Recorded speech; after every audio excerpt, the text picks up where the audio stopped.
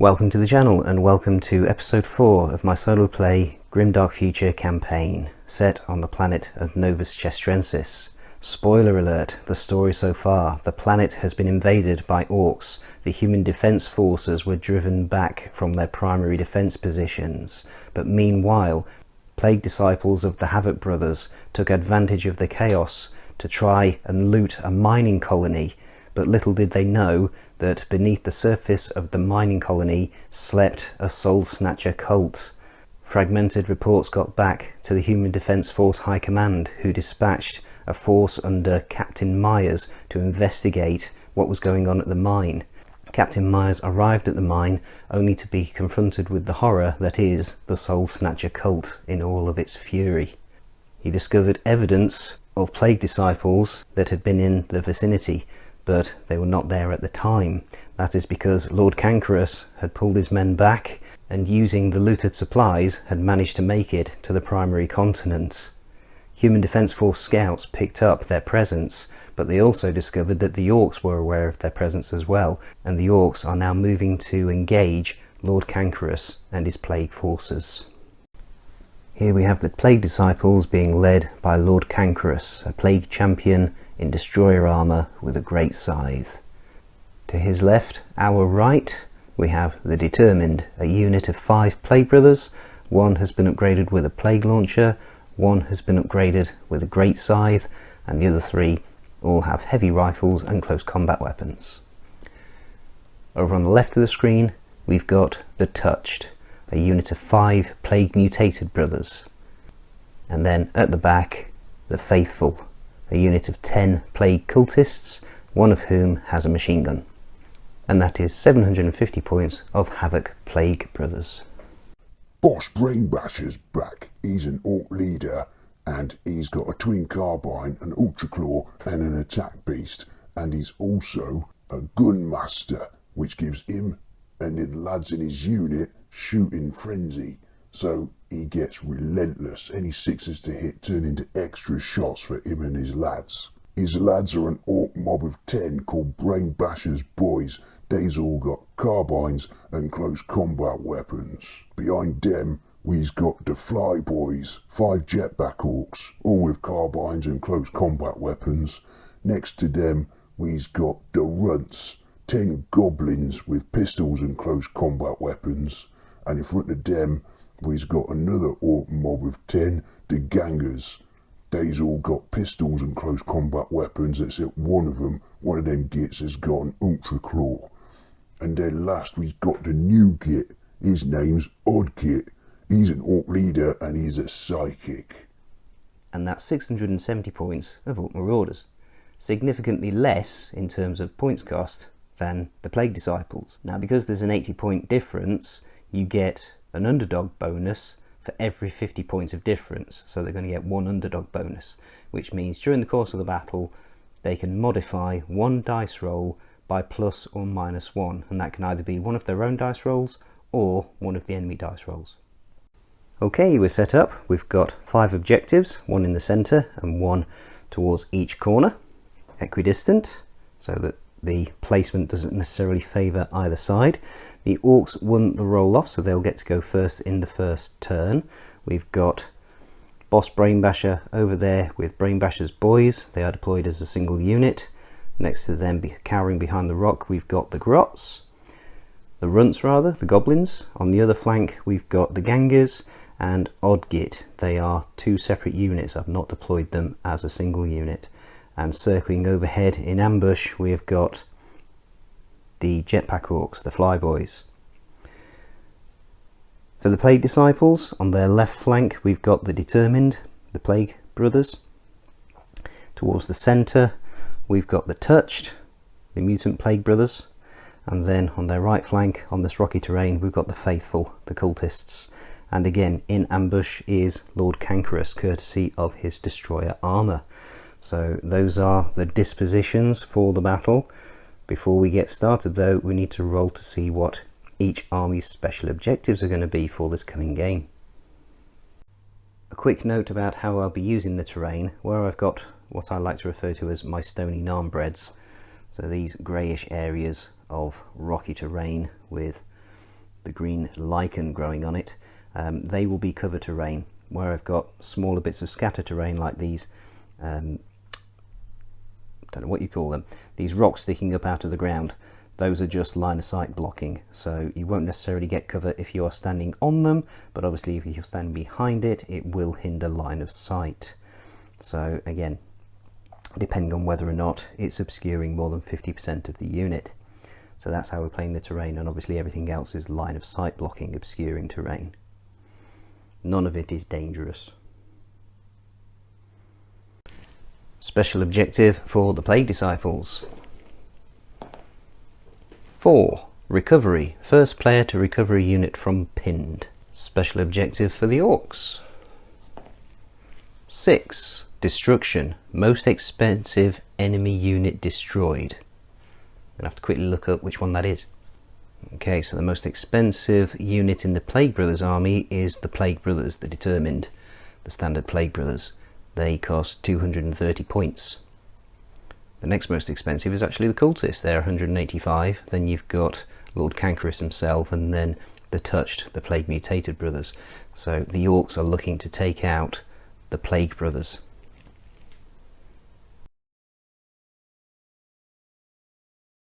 First up, at the start of turn 1, is there going to be a random event on a 5+? No. For the first activation of the game, the Orcs got to go first because they won the deployment roll-off. The Goblins have rushed forwards around that rock, cowering behind the next rock, but they're on that objective. In response, the Plague Cultists have picked their way through this uneven, rough ground.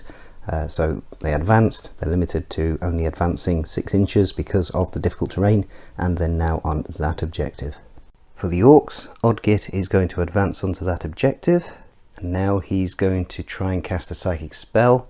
He's going to go for Warpath, which is a 4+, he's psychic 1, so it'll be a 3+. That's a fail. The Determined have advanced onto that objective, and for a second I was contemplating trying to just pick off Odgit, but then I decided let's try and whittle down the gangers. So they're going to shoot at the gangers, the Orc mob. There's a plague launcher in there.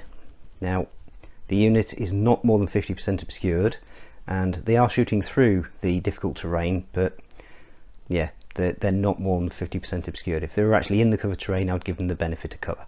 So this is going to be one shot, which will hit on a 3+. That's a 6. So that is not only blast 3, it's also poison. So that results in 6 hits. That's the way I did it in the previous game. I've not heard anybody tell me I'm doing it wrong. So that's the way we're doing it. These will need to be 5+ to save. 2 saves, so 4 Orcs die. And then there's 3 heavy rifles, which will hit on 3s. 2 hits. These will need to be 6s to save because they're AP 1. No, and 2 more die. So that is 6 dead. And because they've lost more than half their starting strength, they need to take a morale test. This is going to be quality 4+. And they're good, they're not pinned. The remaining Orcs in that mob have rushed forwards as far as they can, but because they've entered difficult terrain, they're limited to moving 6 inches.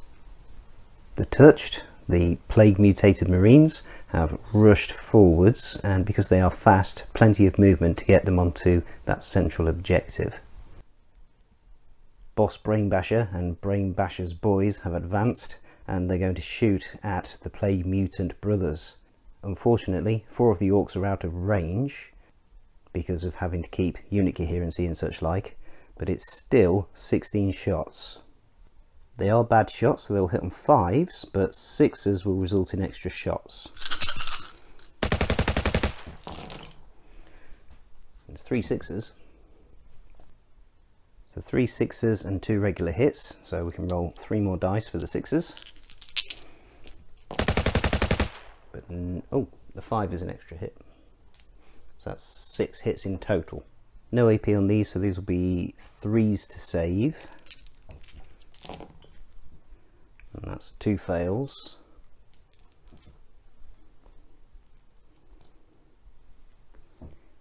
But they do have regenerate, so these will regenerate on a 5+. note, so 2 of the mutant Plague Brothers fall. So that's the end of turn 1, some initial skirmishing going on. The Plague Brothers have lost some of their mutant brothers, the Orcs have lost a number from one of their mobs, but the Plague Brothers are in control of 3 objectives, while the Orcs are in control of 2. As we go into turn 2, the Plague Disciples will get the first activation because they finished activating first in the first turn.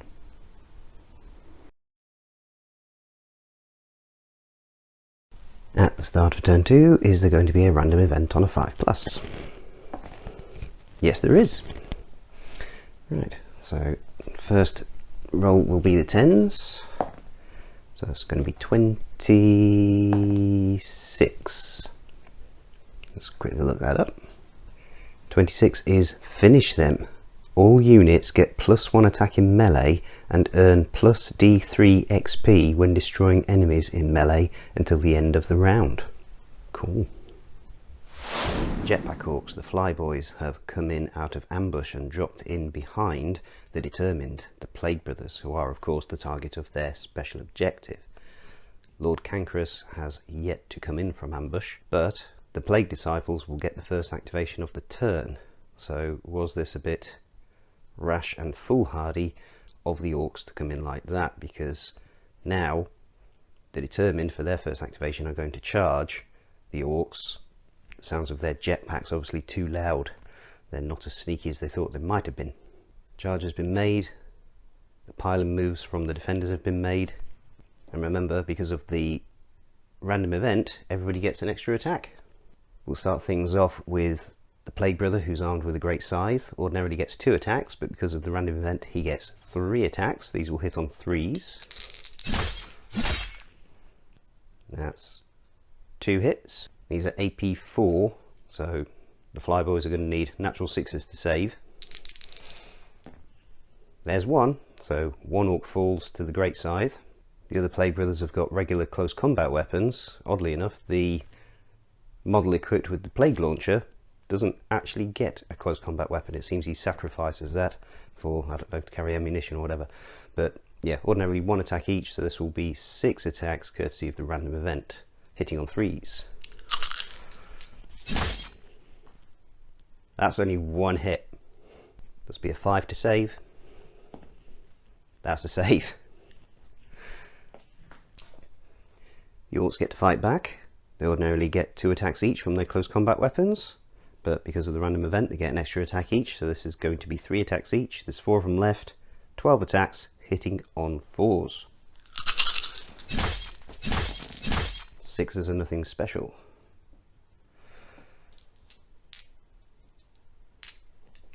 Seven hits. There's no AP on these, so these will be 3-up saves.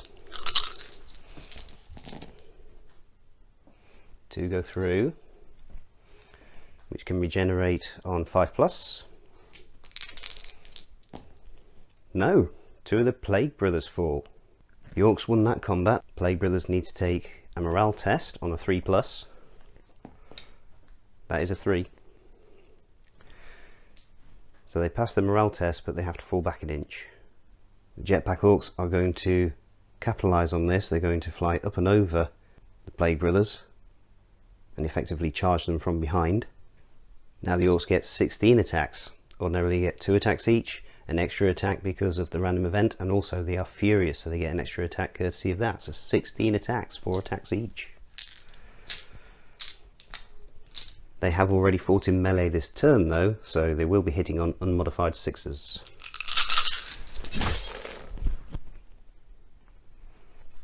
That's 1 hit. This will save on a 3+. That's a fail. Regenerates on a 5+. That's also a fail. So another Plague Marine dies, and I think in fairness I'm going to put that on the Plague Launcher. Attacking back, the Plague Brother armed with the Great Scythe. 3 attacks, ordinarily 2, but +1 because of the random event. Hitting on unmodified 6s because they've already fought in combat. None. 2 attacks from the other Plague Brother, hitting on unmodified 6s with his regular close combat weapon. None. So again, the Plague Brothers lose the melee. 1 wound inflicted to 0. So they need to take a morale test again on a 3+. That's a 4, and they pass. They needed that, otherwise they would have routed because they're now below half strength. Jetpack Orcs fall back an inch and are now between the Plague Brothers and that objective. The objective is still currently held by the Plague Brothers because the Orcs haven't yet taken it off them. For their next activation, the mutant Plague Brothers have rushed over from objective 1 in the centre over to help their beleaguered brothers on the left flank. Not quite enough movement to get them into base contact for a charge move. Boss Brainbasher and Brainbasher's boys have advanced, and they're going to shoot at the Plague Cultists who are huddled on that objective in the rocky terrain. Now there's 4 of the Orcs that can't actually draw line of sight onto the Plague Cultists, and the Cultists are in cover. So Orcs are quality 4+, they're bad shots, so they hit on 5+, the target's in cover, so they'll be hitting on natural 6s. There's 4 shots from Brainbasher, 2 shots each from the other 6 that can see, so 16 shots in total hitting on 6s. 6s will become extra shots courtesy of Boss Brainbasher's ability that effectively gives him and his unit relentless. I nearly said reckless. So that's 2 hits with 6s, well, 2 more shots courtesy of the 6s. And that's another hit. 3 hits in total, these will save on 5+.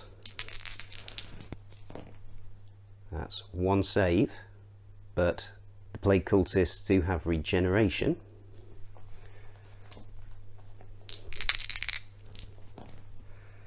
So only one of them falls because one of them regenerates. For their activation, the faithful, the Plague Cultists, will return fire on the Orcs. There's a machine gun in there and 8 rifles left. They've effectively all got the same profile, the only difference is the range, so we'll roll them all together. 11 shots hitting on 5s.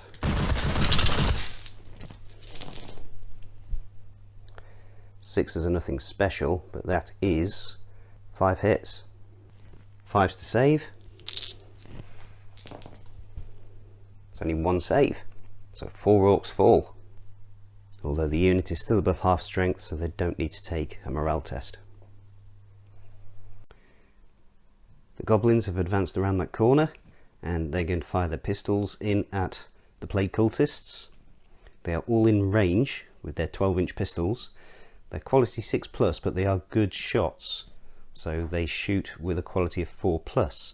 Now, the Plague Cultists are in cover, so this will be 5s. That's 2 hits. 5s to save.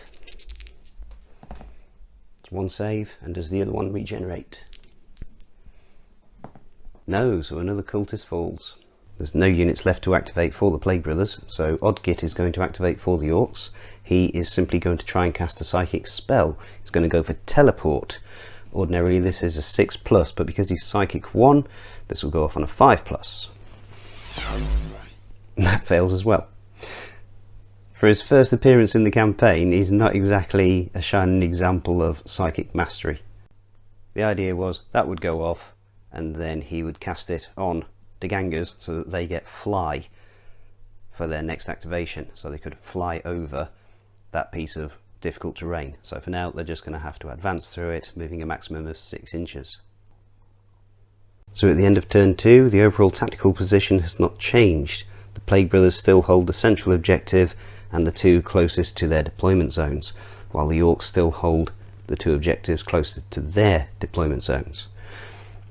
An interesting special event, although other than giving extra attacks, it didn't actually give any side any particular benefit. No units were destroyed in melee. That's a shame, actually. I'm kind of looking forward to giving D3 experience. But yes, the special objective for the Orcs is definitely in sight. There's only 2 members of the Determined left. The Orcs definitely have the advantage in numbers. Let's see what happens in turn 3, in which the Plague Brothers will get to activate first because they finished activating first in this turn. And will Lord Cankerous put in an appearance?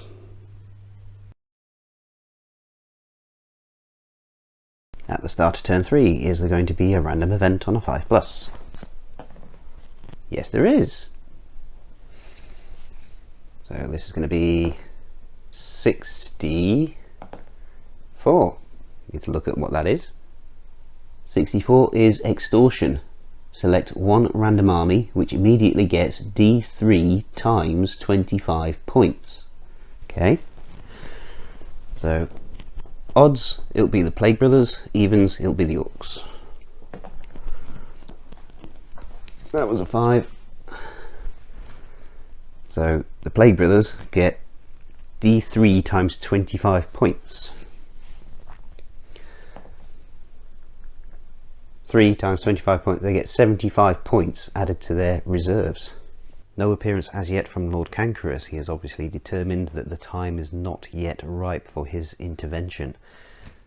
So the first activation will go to the Plague Brothers because they finished activating first in turn 2. The mutated Plague Brothers are going to charge the Jetpack Orcs. Before they attack, we need to roll to see what their mutations give the Plague Mutated Brothers in combat. On a 1 to 3 they will get Rending, and on a 4 to 6 they will get AP1. They get Rending. 2 attacks each from their dual claws. These will hit on 3s, 6 attacks in total. No Rending. 5 hits. 5 saves needed of 5+. So that's 2 saves. I think now could be a good time to use the underdog bonus to turn one of those 4s into a 5 so it becomes a save. That would be more return attacks going into the Plague Brothers. 2 attacks each with their close combat weapons hitting on 4s. 6s are nothing special, but that is 2 hits. Saving on 3+. 1 save. Does the failed save regenerate on a 5+? No. So one of the Plague Mutated Brothers dies. The Orcs lost that combat, so they will now need to take a morale test on a 4+. That's a fail. So yeah, the Jetpack Orcs are now routed, and the Mutated Brothers can consolidate 3 inches, heading back the way they came, back towards the central objective if necessary. Boss Brainbasher and his mob have advanced into that area of rough terrain, trying to get closer to the centre of the battlefield to get onto the central objective, and they're going to shoot at the Plague Cultists. 4 shots from Boss Brainbasher. There's 6 Orcs left in the mob with 2 shots each, so again 16 shots. They will be hitting on 6s because the Cultists are in cover and the Orcs are bad shots in the first place, but 6s will generate extra shots. That's only 1 hit, but it does generate another shot on a 6+. That's a 3, so that's a miss, so only 1 hit. 5+ needed to save. That looked like it was going to be a 5, but it bounced onto the 4. But does it regenerate on a 5+? No, so another cultist falls. The cultists have advanced further through the rocky terrain, heading towards the goblins, and they're going to open fire on the goblins. Again, machine guns and the rifles have basically got the same profile, so this will be 9 shots in total, hitting on 5s.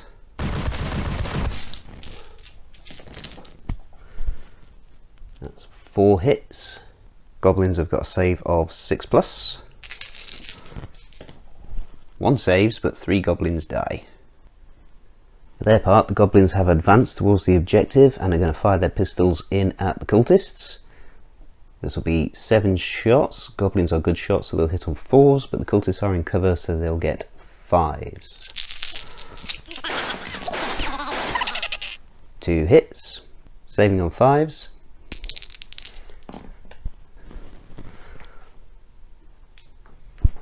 That's 1 save. Does the other one regenerate on a 5+? No. So another cultist dies. Still 6 left in the unit, so the cultists are still above half strength, so no morale test needed yet. The 2 remaining Plague Brothers have regrouped and repositioned and have made sure they are going to be out of charge range and also pistol shots from the gangers, the Orc mob. However, one of them still has a rifle, a heavy rifle. They're going to shoot at the Orcs, which will be 1 shot, which will hit on a 4+ because the Orcs are in cover. And that's a miss. Odgit has advanced, and now he's going to try and cast Headbang, which will go off on a 4+, ordinarily 5+, but 4+ because he's Psychic 1. Yes! He finally gets a Psychic power off. Headbang, select 2 friendly units within 12 inches and they get Rending the next time they fight in melee. That's particularly important against Plague, because it ignores their regeneration if we roll any 6s to hit. There's no units left to activate for the Plague Brothers, so the Gangers have advanced. There's nothing within charge range, but the spell will still be relevant for the next time they do get into melee combat. It doesn't last until the end of the turn. The Mutant Plague Brothers are in pistol range, and they're not more than 50% obscured, so the Gangers are going to fire their pistols in, 4 shots, hitting on 5s because they are bad shots. 2 hits, 3s to save, and they both save, a 3 and a 6. So at the end of turn 3, the Plague Brothers are really starting to feel the pressure. The Orcs are definitely pressing in on their position. This objective is now technically under the control of the Orcs, because those Plague Mutated Brothers are further away than 3 inches, and those Orcs are within 3 inches. So the Orcs now hold that objective. The objective on the left flank, as we look at it, towards their deployment zone, and the objective on the right flank as we look at it towards their deployment zone. This objective near the Plague Cultists is still technically under their control, but the Goblins are closing in. The central objective is still technically under the Plague control, but again, Brain Basher is heading that way. So are things about to take a swing? Lord Cankerous will definitely be putting in an appearance next turn, because it will be the last turn of the game, unless there's a draw, which is not likely because we've got an uneven number of objectives. Right, going into turn 4, the Plague Brothers will get the first activation, because they finished activating first in this turn.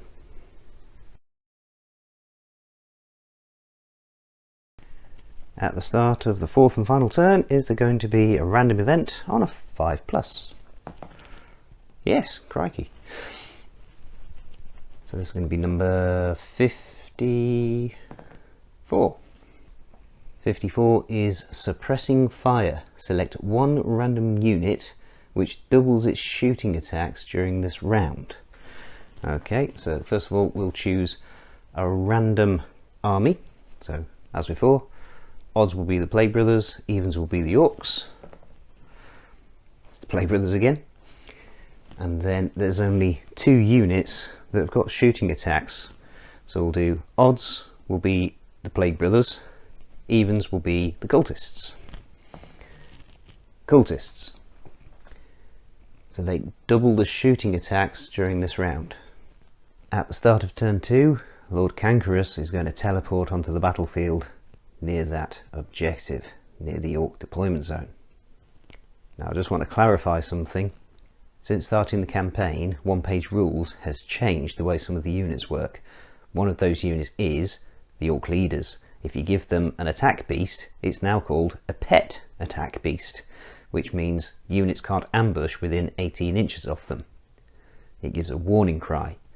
But that wasn't the case when I first designed the armies, so I'm going to stick with the rules that were in place when I started the campaign. So I can teleport in Lord Cankerous within 18 inches of Boss Brainbasher and his attack beast, because it's an attack beast, not a pet attack beast. There are subtle differences in the way it's worded. For the first activation, the Cultists are going to shoot at the Goblins. Now, courtesy of that Suppressing Fire random event, this doubles their shooting attacks. So the machine gun gets 6 attacks and each individual rifleman gets 2 attacks. That makes a total of 16 attacks, hitting on 5s.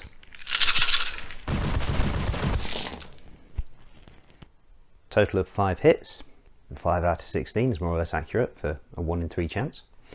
Right, so 5 saves of 6+. There's 1, but 4 goblins die. The remaining goblins will need to take a morale test. They are quality 6 because they're goblins, they're not renowned for their bravery. That's a fail, so the goblins are pinned. effectively taking them out of the game for the rest of the game. Over to the other side of the battlefield, what's left of Digangers are going to charge those mutant Plague Brothers. The little green crystal is there to remind me that they're currently under a psychic spell which gives them rending next time they attack in melee, i.e. now. They are furious, so they get 3 attacks each on the charge. These will hit on 4s, and 6s are rending, which means they won't be able to be regenerated by the mutant Plague Brothers.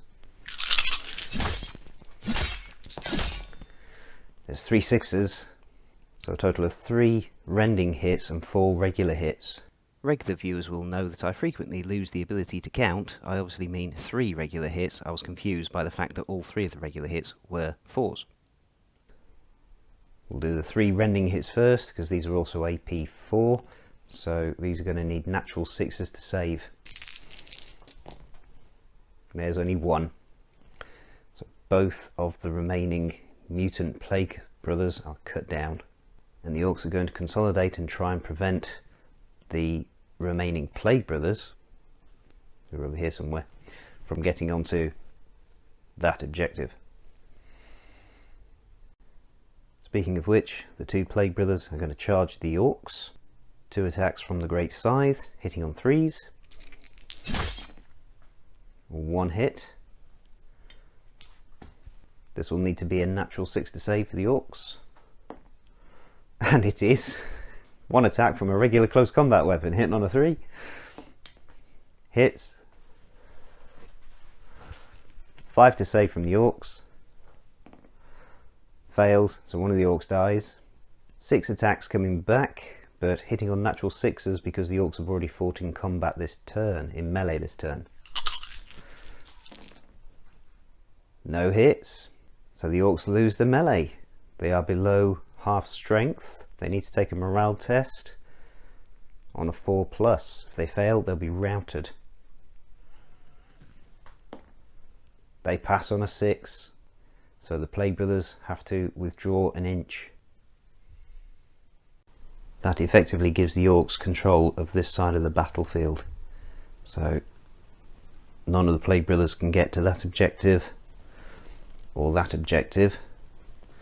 Next up to activate are the Orcs, and Boss Brainbasher is going to advance onto the central objective and fire on Lord Cankerous.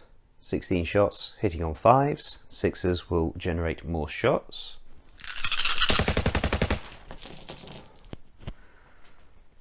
That's quite a few hits, but there's only 1 6. So 5 5s and 1 6, so we roll another die for the 6. Which is a 6, which is another hit, but that doesn't itself generate another shot now. So 7 hits in total. These will be 3-up saves. Remember the days when Destroyer Armor gave you a 2-up save? In fact, I think all Havoc Brothers and Battle Brothers had a 2-up save, but now they're all 3-up save, even if they're in Destroyer Armor. 7 3-up saves. Fails 4. Do those regenerate on a 5+? No. So he takes 4 wounds, he's tough 6, so that means he will now have to take a morale check because he's at less than half his starting health. That's a 5, he's fine, so he can still contest that objective. The only unit left for the Plague Brothers is Lord Cankerous, and he's just simply going to mark himself as activated so that he can capture that objective. He can't charge Brainbasher and his boys because he's too far away. He's also not quite close enough to the goblins, who are over here somewhere. He's about 13 inches away, so not close enough to charge the goblins. That's all of the Plague Brothers activated. The only units left to activate for the Orcs are the goblins, who will simply unpin themselves, and also Odgit, who is too far away from the action to be of any use to anybody, so he's simply going to mark himself as activated. So at the end of turn 4, it is another victory for the Orcs.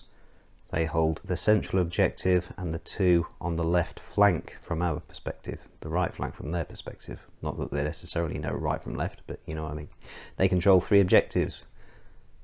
The Plague Brothers only control 2. Neither of the armies achieved their special objective though, because the goblins were the first unit to free themselves from being pinned.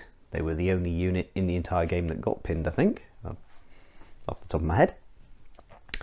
And the orcs did not destroy the determined. So that was an interesting game, all told, I think. In the end, I think it all came down to this objective down here on the left flank of the Havoc brothers. If they could have taken that objective back, I don't think the orcs could have captured enough objectives to win the game. The cultists managed to take the goblins out of the battle and hold their objective. Lord Cancrus came in on the other objective on the other flank. It would have been pretty difficult for the orcs to have pushed him back off that, and even if they had, Brainbasher would not have been able to get onto the central objective. He'd have had to divert himself to try and get Lord Cancrus off that other objective. So yeah, all things considered, quite a close run game. I think that was good. I enjoyed that. So a win for the orcs gives them 2 more victory points for the campaign and another 50 points to spend on reinforcements. The Plague Disciples lost, so they get no additional victory points for the campaign, but they get another 150 points to spend on reinforcements. And as mentioned, neither army achieved their special objective for this game, so no additional points for reinforcements from those. Checking for casualties for the Plague Brothers, we need to roll for the Touched, who were completely destroyed during the game. And we also need to roll for the Determined, because they were reduced to less than half their starting strength. So, the Touched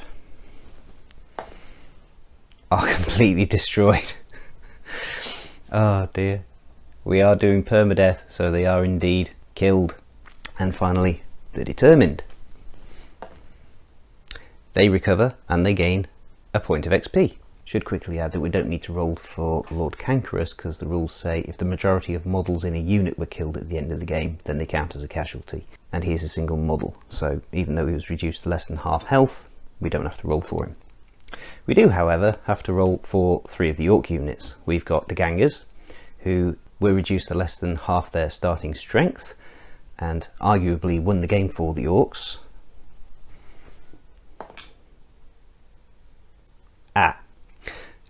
But they die.